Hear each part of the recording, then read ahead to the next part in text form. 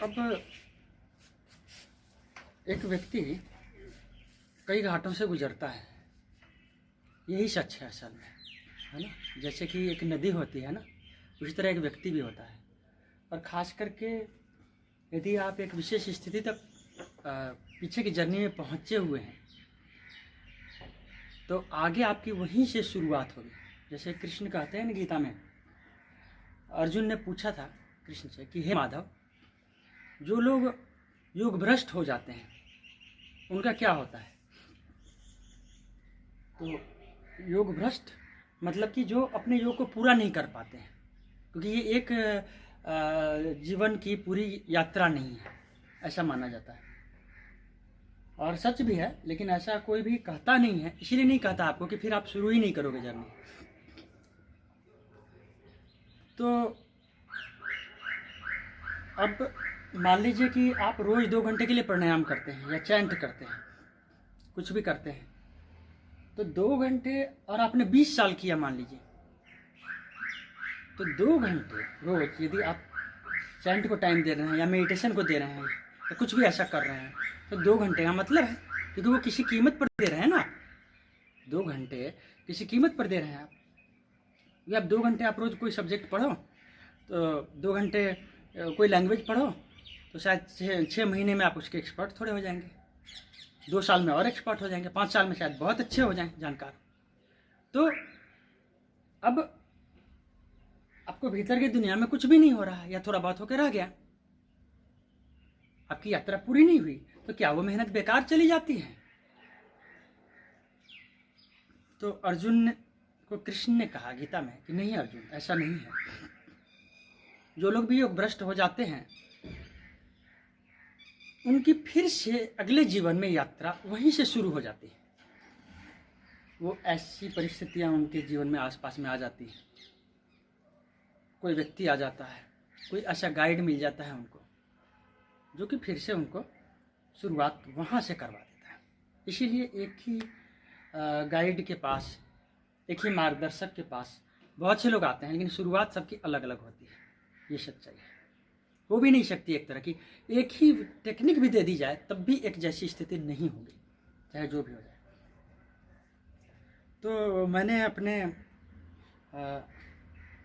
विषय में ये देखा कि शुरू से योग की बड़ी चीज़ें मेरे साथ थी। जैसे आसन करता था मैं, श्वास रोकने की बहुत ज़्यादा मेरी कैपेसिटी थी, अपने आप ही कुंभक लगा लिया। प्राणायाम के 3 प्राणायाम कहने से, ऐसे पतंजलि तो कहते हैं तस्मिन सति श्वास प्रश्वास योर गति विच्छेदा, श्वास प्रश्वास की गति मतलब एक्सेल इनहेल का रुक जाना ही प्राणायाम है। लेकिन इस एक्सेल इनहेल के रोकने और रुकने में 3 चीज़ों को मूलतः हठ योग कहता है, रेचक, पूरक और कुंभक। रेचक श्वास का बाहर निकलना, पूरक श्वास को लेना, कुंभक बाहर या भीतर श्वास लेके या श्वास छोड़ के, बाह्य कुंभक और अंतः कुंभक। बाह्य कुंभक श्वास को बाहर निकाल के बाह्य कुंभक कहा जाता है, अंतः कुंभक श्वास को भीतर लेके। प्राण जब बाहर है तो बाह्य कुंभक, और प्राण जब भीतर है ना तो अंतः कुंभक। तो कुंभक लगता रहा। फिर कई मुद्राएं ऐसी, जैसे खेचरी, जीवा अपने आप ऊपर लगती रही। अब जीवा मेरी जब छोटा मैं था तो नोज को टच करती थी, तो मेरे दादाजी अक्सर कहते थे कि योगियों की जीवा ना नोज में लगती। तो उन्होंने एक दिन ऐसे कहा कि पीछे देख कितनी जा रही है, तो मेरी पीछे पूरी चली गई। तो उनका किसी को कहना मत, रुक जा, ये बड़ी खास चीज़ है। कब से होती है? मैंने कहा मैंने कभी गौर ही नहीं किया कब से होती है। मेरे ख्याल से मैं 6-7 साल का रहा हूँगा, तब की बात है। तो फिर धीरे धीरे किताबों से पता लगा कि भाई ये चीज़ है और ये करनी चाहिए। तो उस तरह से योग के लिए तो मुझे मेहनत नहीं करनी पड़ी, और योग के लिए बिल्कुल भी नहीं। और आज भी जब मैं योग के क्षेत्र में काम कर रहा हूँ तो मुझे अलग से इसमें मेहनत नहीं करनी पड़ती। मतलब मैं अपने लिए जो अभ्यास करता हूँ या जो मैंने पढ़ा हुआ है वही जाके लोगों के बीच में बोल देना है। मुझे अलग से तैयारी करने की ज़रूरत कभी भी नहीं रही। अब लेकिन होता है ना, आदमी को क्यूरियोसिटी होती है। मुझे और फील्डों में बड़ी क्यूरियोसिटी होती थी। बचपन वहाँ बीता जहाँ मेरे फादर की पोस्टिंग होती रही बनारस, बक्सर या जहाँ भी उनका रहा। लेकिन नेपाल काफ़ी रहना हुआ मेरा। वहाँ तरह तरह के साधुओं से, दादाजी जो मेरे थे वो साधु संगत में काफ़ी उनकी रुचि थी। मतलब दरवाज़ा पर हमारे कोई भी, वो जो घर बना हुआ था तो कोई भी साधु आ जाए, वो 6 महीने रहे, साल भर रहे, कभी उसकी सारी आवश्यकताएं पूरी होंगी और कभी जो है ना कोई उनसे पूछेगा नहीं कि भाई आप कब जाओगे। तो ये शायद पुराने लोगों के कल्चर में भी था ये कि कोई अतिथि आ जाए, कोई इस तरह की चीज़ आ जाए साधुओं पर थोड़ा सा। तो इसका परिणाम भी बहुत अच्छा मैंने देखा कि काफ़ी चीज़ों की जानकारी भी मेरे दादाजी को थी। ज्योतिष की ये चीज़ें जो है सो मैंने देखा, या जड़ी बूटियों की, नॉर्मल चीज़ों से भी कई चीज़ों का इलाज कर देना, ये चीज़ें मैंने देखी। लेकिन जब वो गए तब तक मेरी आयु उतनी नहीं थी कि मैं कुछ सीख पाता उनसे। लेकिन फिर भी कहते हैं ना कि साधुओं की नज़र और दृष्टि से भी बड़ी चीज़ें आपकी एक जैसे बीज ज़मीन में रख दी जाए और समय आने पर अपने आप वो पल्लवित हो जाती है, पुष्पित हो जाती है। उस तरह से मैं देखता हूँ। अब जैसे नेपाल में मैं जब जाता था तो एक सन्यासी हुआ करते थे, उनको नाम से तो कोई नहीं जानता था, अष्टजमिया महाराज। अब अष्टजाम एक कीर्तन होता है, वो करते थे। जब जैसे अभी मलेरिया, जैसे अभी महामारी फैली हुई है, पहले भी गांव बिगड़ता था, गांव के गांव, तो वो एक ही चीज़, वो कीर्तन करते थे और कीर्तन जहाँ जहाँ वो करते थे वो गांव ठीक हो जाता था। उनका नाम ही उन्होंने अष्टजमिया महाराज जी रख दिया।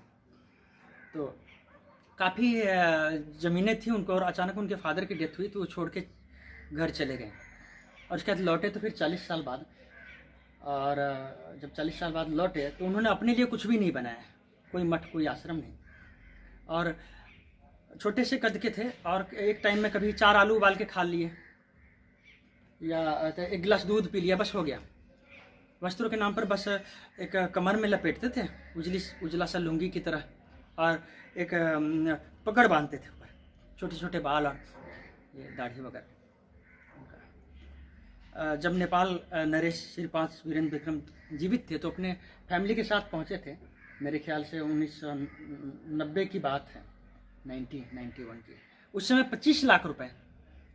तो उन्होंने कहा कि मैं ये क्या करूँगा, ये फिर भी उन्होंने कहा कि नहीं, तो फिर चुप रह गए वो। और जब भी महाराज गए एट ए टाइम उन्होंने वो दान दे दिया और उस पैसे से आज भी वहाँ एक कन्या विद्यालय महाविद्यालय चल रहा है। तो कुछ रखते नहीं थे। लेकिन 2000 ईस्वी के बाद उन्होंने एक कार्य शुरू कर लिया नेपाली बाबा ने कि जो साधु भूखा मर रहा था जिस गांव में ना, उसके आश्रम में चले जाते थे, उनके नाम से ही लोग दान देने शुरू कर देते थे। तो 6 महीने में कुछ न कुछ 2-3 रूम है ना, बाथरूम वगैरह बन जाता, फिर वो वहाँ से चल तो 2000 से लेकर 2014 तक मेरे ख्याल से उन्होंने कम से कम 25 ऐसे आश्रम, ऐसे छोटे छोटे ना बनवा दिए।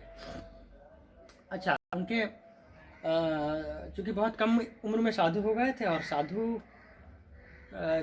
यदि कम एज का भी हो जाए तब भी लोग बड़ा आदर करते हैं, ऐसा हमारे समाज में थोड़ा ऐसी मान्यता है। तो अब शरीर से नीचे, उनके गले से नीचे कहीं भी एक झुर्री नहीं थी, मैंने देखा। सारी इंद्रिय स्वस्थ। 2000 ईस्वी में 100 साल के थे, 2014 में शरीर उन्होंने छोड़ा 114 साल में, और सारी इंद्रियां, आँख कान दांत सारे बहुत सलामत थे और वो मुझे बहुत ही प्यार करते थे।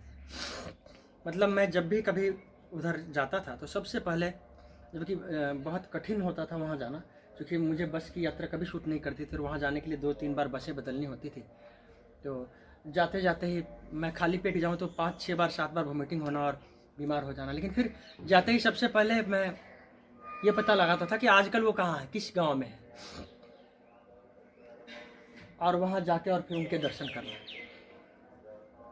तो एक बार ऐसी बात है, मेरे ख्याल से ये बात है 2001 की या 2 की, मैं पहुँचा था तो मैंने पता लगाया कि भाई कहाँ है वो। तो हमारे गांव से 3 या 4 गांव में वो थे जहाँ मैं गया था। अब मुझे थोड़ी थोड़ी फीवर भी हो गई थी, लेकिन अगले सुबह जो है ना मैं चल पड़ा उनके दर्शन के लिए कि भाई चलते हैं। कोई सवारी नहीं मिली, संयोग बस पैदल ही चला। और उनकी एक खास बात थी कि आज रात जहाँ है कल सुबह पता नहीं चल देंगे तो फिर कहाँ होंगे, ये स्थिति थी। फिर वहाँ लौट के आएंगे कि नहीं पता नहीं। तो जब मैं चला गया तो सवारी न मिलने के चलते पहाड़ी रास्ते थोड़ी सी देर हो गई। मैंने कहा बाबा तो निकल गए होंगे, लेकिन ऐसा हुआ नहीं।